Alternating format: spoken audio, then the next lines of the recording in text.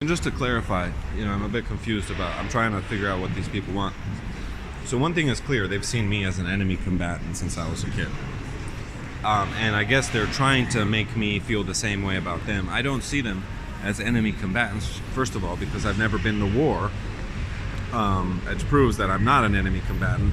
But their feelings of me that I'm an enemy combatant is an indirect admission from their end that they are certainly combating me, because they're saying, oh, you see, they're actually projecting their enemy combatants towards me. Because I've never been to war, nor will I ever go to war, I can't even go there mentally. I mean, I'm handicapped with symptoms of osteoporosis, and I have no urge. I see them more as like these weird lepers, kind of these weird people that I didn't understand and I thought were extremely cruel people, and I try to leave. And they're making it very clear to me now that I'm their enemy combatant, but I still can't acknowledge them as such because I'm not a combatant, So what I do see them as is people who are extreme criminals. I see them as extreme criminals and people who are deranged, who seem to have, in like a closed environment in their homes and in their families and wider families, riled themselves up to some type of ideal, and it's written all over their face. And I noticed that as a kid, that they have something in their face that they're like constantly egging themselves on. They may actually be calling it edging. That to them may be edging. It's like riling themselves up for this ideal, which I guess has something to do with the Balkans and Eastern Europe in general, and me in particular. But I mean, it's their admission.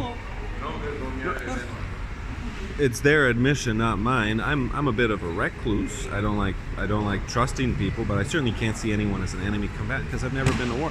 I don't even want to go there mentally. I don't even want to mentally go there. But I do see them as criminals, and I do see them as people who really riled themselves up for something. And I see them as I also see them as misguided, and I feel bad for them in that way, because like I said, to do that, I couldn't live myself. If I did this to a person, what they did to me, I couldn't live myself with that. I couldn't live myself if I did that. If I did this, like created someone to take away their right to life in the most inhuman way, I couldn't live with myself. I couldn't walk out in public if I did that to somebody. So I'm more, if anything, if you want to know how I see these people, I see them as like this weird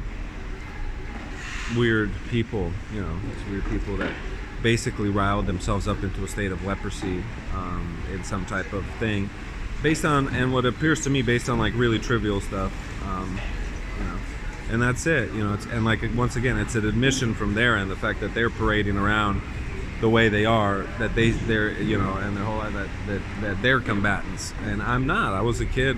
Never, it won't happen. I won't go to war. It's impossible.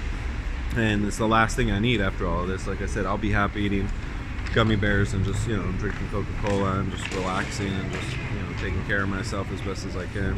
So once again, an indirect admission to them, I just see them as these people who just like spun out of gear, in this thing. And, it's sad. I feel bad. I don't know how I wouldn't be able to walk out after, to take somebody's life in this way that they've done. It's just not, I couldn't do it, that's it.